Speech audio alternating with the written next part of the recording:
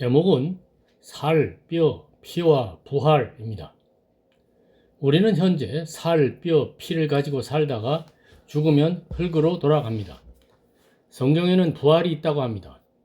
부활하면 우리는 새로운 몸을 받을 것입니다. 오늘은 그와 관련된 신구약 성경 구절을 찾아 살펴보고자 합니다.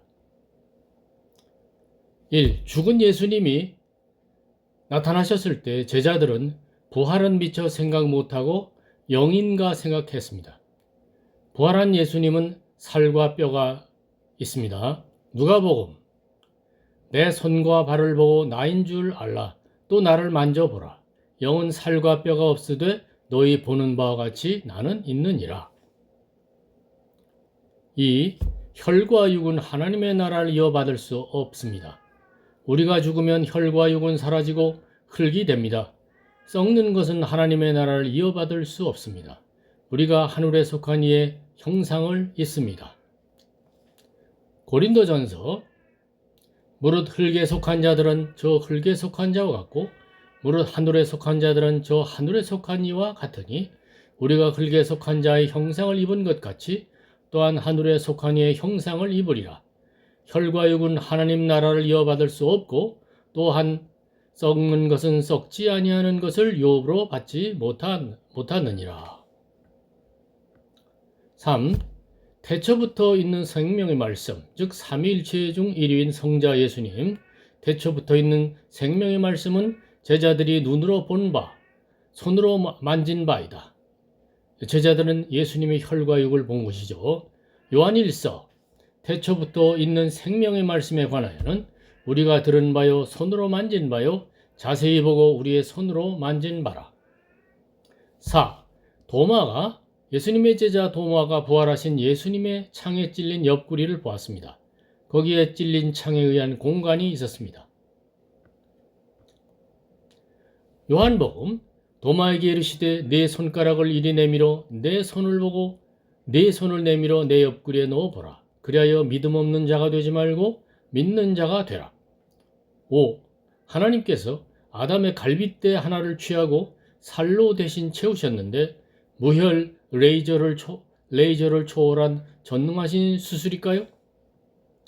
창세기 여호와 하나님이 아담을 깊이 잠들게 하시니 잠들매 그가 그 갈빗대 하나를 취하고 살로 대신 채우시고 여호와 하나님이 아담에게서 취하신 그 갈빗대로 여자를 만드시고 그를 아담에게로 이끌어 오시니. 6. 무통 무혈수술인가요? 아담이 아픈 티를 안 냈습니다. 아담이 하와에게 내 뼈 중에 뼈요 살 중에 살이라고 합니다. 내 피 중에 피라는 말은 하지 않았습니다. 창세기 아담이 이르되 이는 내 뼈 중에 뼈요 살 중에 살이라. 7. 뼈를 꺾지 말라는 말씀이 있었습니다. 유월절 귤에 고기를 조금 더 집 밖으로 내지 말고 뼈도 꺾지 마라. 출애굽기 여호와께서 모세와 아론에게 이르시되 유월절 귤에는 이러하니라. 이방 사람은 먹지 못할 것이나 한 집에서 먹되 그 고기를 조금도 집 밖으로 내지 말고 뼈도 꺾지 말지니.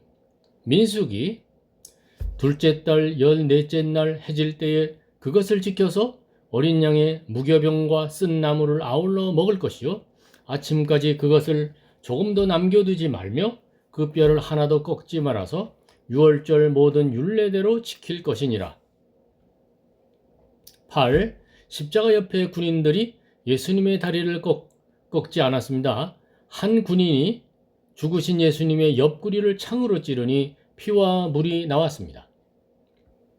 요한복음 예수께 이르러서는 이미 죽으신 것을 보고 다리를 꺾지 아니하고 그중 한 군인이 창으로 옆구리를 찌르니 곧 피와 물이 나오더라.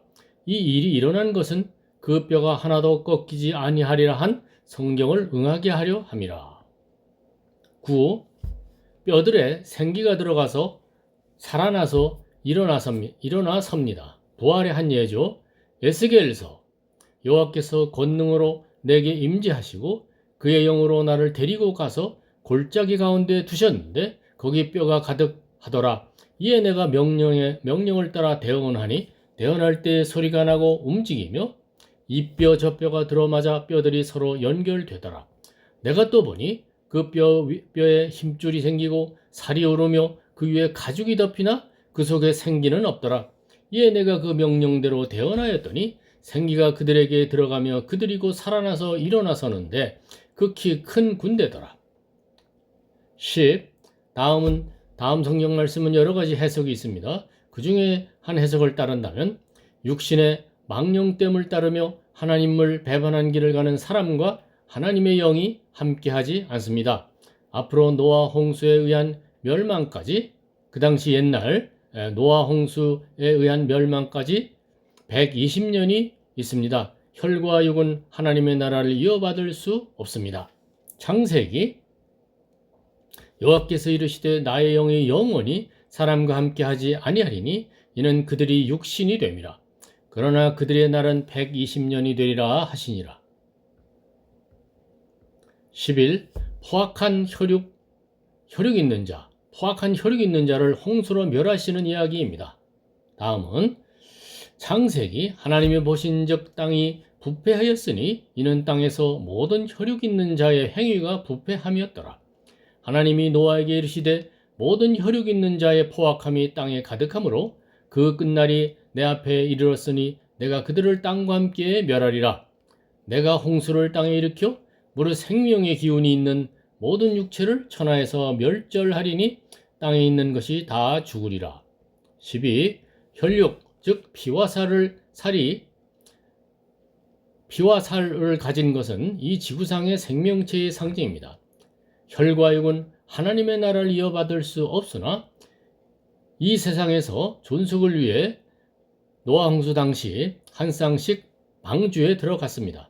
창세기 혈육 있는 모든 생물을 너는 각기 암수 한 쌍씩 방주로 이끌어들여 너와 함께 생명을 보존하게 하되. 13. 에덴 동산의 선악과를 먹은 범죄의 이후 여자는 임신하는 고통을 크게 더합니다. 수고하고 자식을 낳습니다.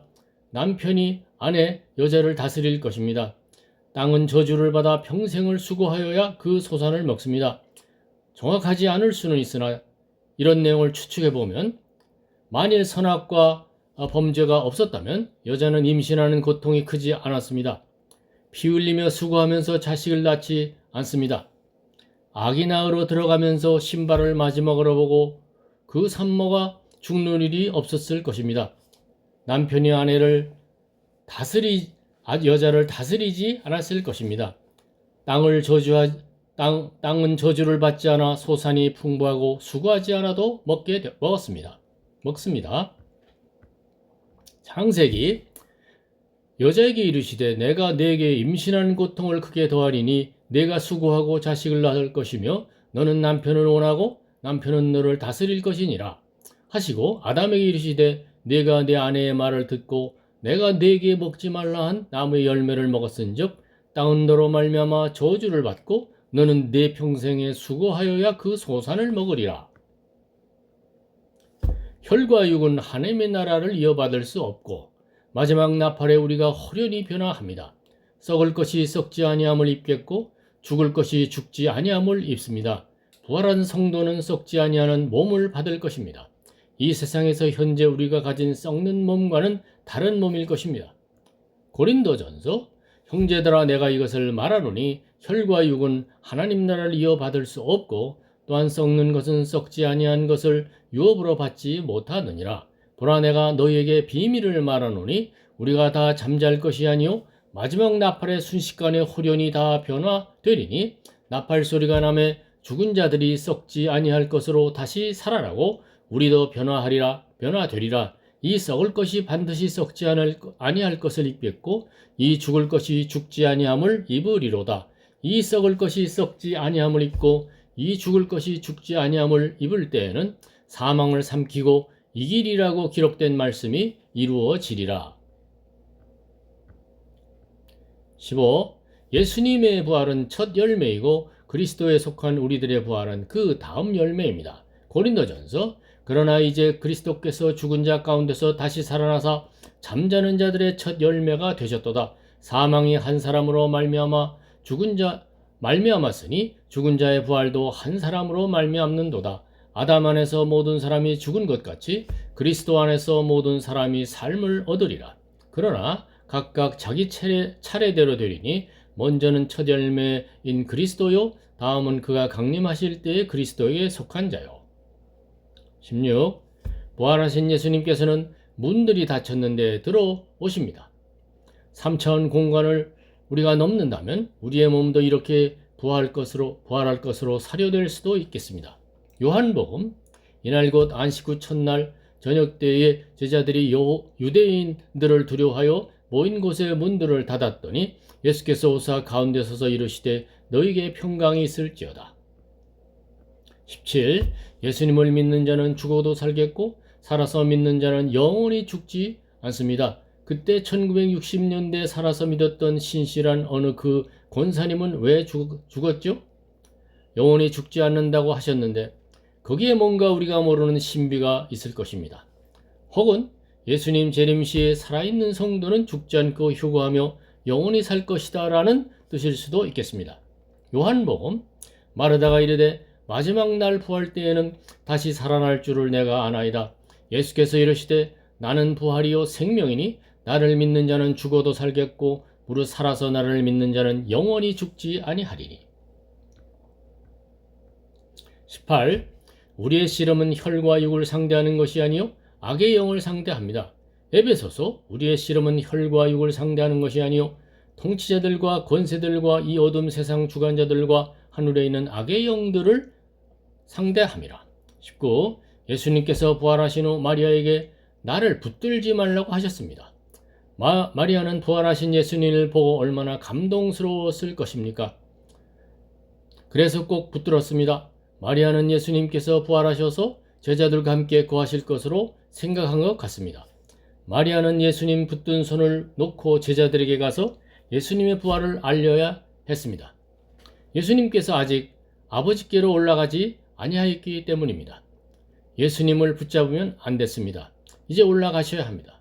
예수님께서 승천하시고 보혜사 성령님을 제자들에게 보내셔야 했습니다. 물론 그 사이에 제자들에게 여러 번 나타나 보이셨었습니다. 요한복음, 이 말을 하고 뒤로 돌이켜 예수께서 서 계신 것을 보았으나 예수이신 줄 알지 못하더라. 예수께서 마리아야 하시거늘 마리아가 돌이켜 히브리 말로 라보니 하니 이는 선생님이라는 말이라. 예수께서 이르시되 나를 붙들지 말라. 내가 아직 아버지께로 올라가지 아니하였노라.